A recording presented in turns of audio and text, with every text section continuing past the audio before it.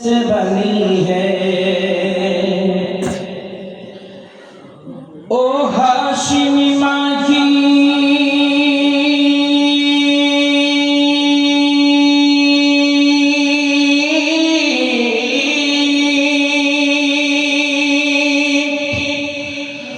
ओ हाशिमी माँ की मदनी उल अरबी है। शाबाश। ओ मेरा नबी मेरा नबी मेरा नबी है। ओ मेरा नबी मेरा नबी मेरा नबी है। अहमद है मोहम्मद है वही खत्म रसूल है। मखदूम मुराबी है वही वाली कुल है। उस पर ही नजर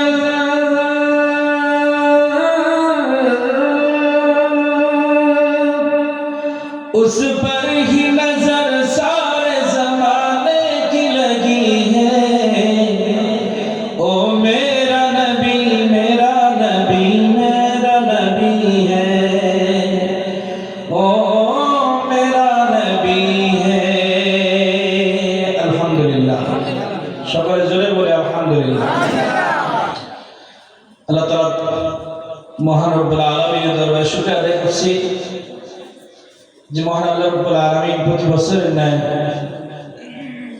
পানিয়া সদরবাড়ি জামে মসজিদ ও সুন্নিয়া হাফিজে জোখানার উদ্যোগে প্রতি বছরের ন্যায় যে ঈদ মিলাদুন নবী সাল্লাল্লাহু আলাইহি ওয়াসাল্লামের মাহফিলে আমাদেরকে আল্লাহ তাআলা আসার সুযোগ করে দিয়েছেন। আমরা সকলে বলি শুকরিয়া আলহামদুলিল্লাহ। সময় স্বল্পতার কারণে বেশি ভূমিকার দিকে যাইব না।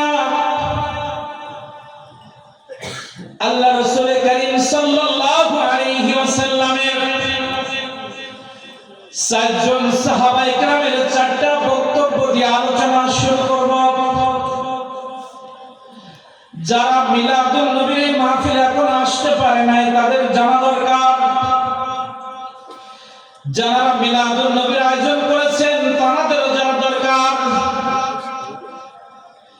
চারজন সাহাবায়ে কেরামের বক্তব্য চারটা বিষয় আসছে। এই বিষয়টি আপনাদের আমাদের আগে জানা দরকার। প্রথম সিদ্দিক আকবর রাদিয়াল্লাহু তাআলা আনহুর বক্তব্যটা এমন, যদি আমার দয়ার নবী রাহমাতুল লিল আলামিনের মিলাদুন নবী পালনে দিরহামে এক দিরহাম খরচ কেউ করে, সে আমি সিদ্দিক আকবর যে জান্নাতে থাকব আমি সিদ্দিক আকবরের সাথী সে হবে। ওমর ফারুক রাদিয়াল্লাহু তাআলা আনহুর বক্তব্য আরেক রকম। ওমর ফারুক রাদিয়াল্লাহু তাআলা বলেন যে আমার নবী করিম সাল্লাল্লাহু আলাইহি ওয়াসাল্লামের মিলাদুন নবীকে ইজ্জত করবে। আমার রাহমাতুল লিল আলামিন দয়ার নবীর আগমনকে যারা ইজ্জত করবে সম্মান করবে তাদের সম্পর্কে ওমর রাদিয়াল্লাহু তাআলা আনহু বলেন, যারা মিলাদুন নবী আর রাসূল করিম সাল্লাল্লাহু আলাইহি ওয়াসাল্লামের আগমনকে ইজ্জত করবে আযমা,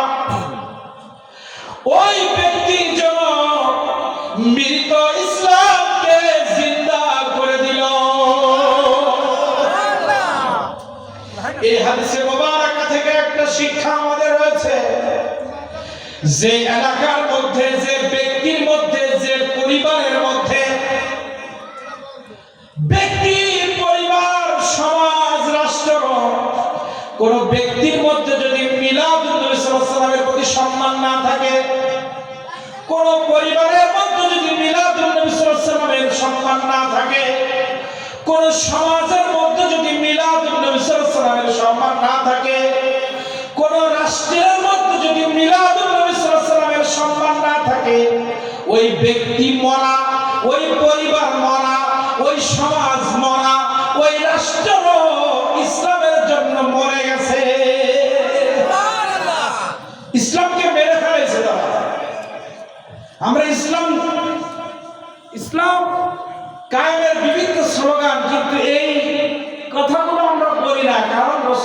সাল্লাল্লাহু আলাইহি ওয়াসাল্লামের প্রেম নাই তাই রাসূল করিম সাল্লাল্লাহু আলাইহি ওয়াসাল্লামের মিলাদুন নবীকে সম্মান করা মানে ইসলামকে জিন্দা করা, মরা ইসলামকে জিন্দা করা। তাহলে এর এগেইনস্টে কি বলা যায়? যেখানে মিলাদুন নবীর প্রতি ইজ্জত নাই, ওই ব্যক্তি, ওই সমাজ, ওই পরিবার ইসলাম মরে গেছে। কারণ ইসলাম এনেছেন আমার নবী রাহমাতুল লিল আলামিন। আমার রাহমাতুল লিল আলামিন দয়ার নবীর আগমন না হলে ইসলাম হতো না, কোরআন মাজিদ হতো না, মসজিদ হতো না, মাদ্রাসা হতো না। আমার আল্লাহ রাব্বুল আলামিনের একটা ঘোষণার দিকে আমি যাব সংক্ষিপ্তভাবে। আমার রাহমাতুল লিল আলামিনকে আল্লাহ কেন প্রেরণ করলেন? যদি আমার নবীকে আল্লাহ তাআলা প্রেরণ না করতেন, আমরা সবাই জাহান্নামী থেকে যাইতাম। কি থেকে যেতাম? জাহান্নামী। আরেকজন সাহাবী ওসমান রাদিয়াল্লাহু তাআলার বক্তব্য আরেক রকম। ওসমান রাদিয়াল্লাহু তাআলা বলেন যে মিলাদুন নবী সাল্লাল্লাহু আলাইহি ওয়াসাল্লামের জন্য 1 দিরহাম খরচ করবে, সে যেন বদর এবং হুনাইনের যুদ্ধে শরীক হয়ে গেল। বদরের যুদ্ধ আমরা দেখি নাই, হুনাইনের যুদ্ধ আমরা দেখি নাই। আমরা হাদিসে মুবারাকায় পড়েছি যারা বদরের যুদ্ধে শরীক হয়েছেন ইসলামের প্রথম কাতারের জান্নাতি তারা হয়েছেন। যারা হুনাইনের যুদ্ধে আমার নবীজির সাথে অংশগ্রহণ করেছেন তারা প্রথম কাতারের জান্নাতি হয়ে গেছেন। ওসমান রাদিয়াল্লাহু তাআলা আনহু বলেন, আমার নবীজির আগমনে যদি কেউ খুশি হয়ে যায়, আমার নবীজির আগমনে যদি কেউ সম্মান করে, আগমনে যদি কেউ খরচ করে, সে যেন বদর এবং হুনাইনের যুদ্ধে অংশগ্রহণ করলো।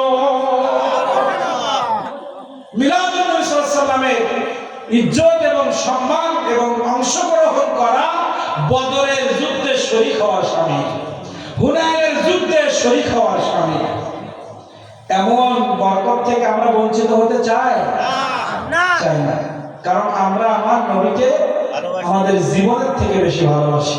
কারণ এই ভালোবাসার কথা আমার আল্লাহ তাআলার ঘোষণা। কার ঘোষণা? আল্লাহ তাআলার ঘোষণা। এবার আলী রাদিয়াল্লাহু তাআলার একটা বক্তব্য আছে। উনি বলছেন মাওলুদুন নবীতে 1 দিরহাম যিনি খরচ করবেন বা ইজ্জত করবেন মাওলুদুন নবী, আপনারা অনেকে আছেন মিলাদুন নবীতে টাকা দেন নাই কিন্তু সম্মান করার জন্য এখানে এসেছেন। তাহলে আজকে এই মিলাদুন নবীর অনুষ্ঠান শুরু হয়েছে, যারা এখনো বাড়িতে আছেন, রাস্তাঘাটে আছেন, তারা কি সম্মান দেখাতে পারলেন? না। অন্তত টাকা না দেন, পয়সা না দেন, ইজ্জত তো করবেন। ইজ্জত এবং অর্থ দুইটার মাধ্যমে আপনার আমার ঈমান আল্লাহর কাছে যাবে, আপনার আমার ঈমানের পরিচিতি ঘটবে, আপনার আমার মুসলিম পন্থের পরিচিতি ঘটবে। এই দুইটার মাধ্যমে হয় ইজ্জত নাই অর্থ, দুইটাই করার মাধ্যমে। আজকে সমাজের মাঝ থেকে ইমানদার বাছাই করতে হবে রাসূল করিম সাল্লাল্লাহু আলাইহি ওয়াসাল্লামের উপরে ইজ্জত আছে কি না। ইজ্জত থাকলে ইমানদার, বেয়াদবি করলে বেঈমান। ইজ্জত সম্মান করলে ইমানদার, বেয়াদবি করলে মুনাফিক নাইলে বেঈমান হয়ে যাবে। ঠিক কি না বলেন? এর দলিল আছে না নাই? আছে, আছে, এর দলিল আছে। এখন এই ইজ্জত করলে কি হবে? লা ইয়াখরুজু মিনাদ দুনিয়া ইল্লা বিল ঈমান। আলী রাদিয়াল্লাহু তাআলা আনহু বলেন যে মিলাদুন নবী সাল্লাল্লাহু আলাইহি ওয়াসাল্লামকে ইজ্জত করবে, তাজিম করবে, যে মিলাদুন নবী সাল্লাল্লাহু আলাইহি ওয়াসাল্লামে অর্থ ব্যয় করবে, আল্লাহ রাব্বুল আলামিন তার ঈমানের সাথে মওত দান করবেন। সুবহানাল্লাহ। শুধু তাই নয়, ওয়া ইয়াদখুলুল জান্নাতা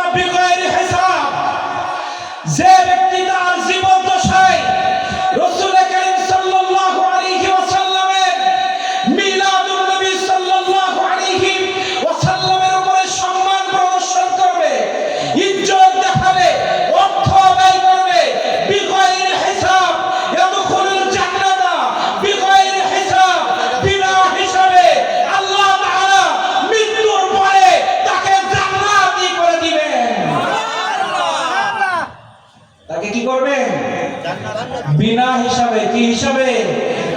বিনা হিসাবে আল্লাহ তাআলা জান্নাত দিবেন তাকে।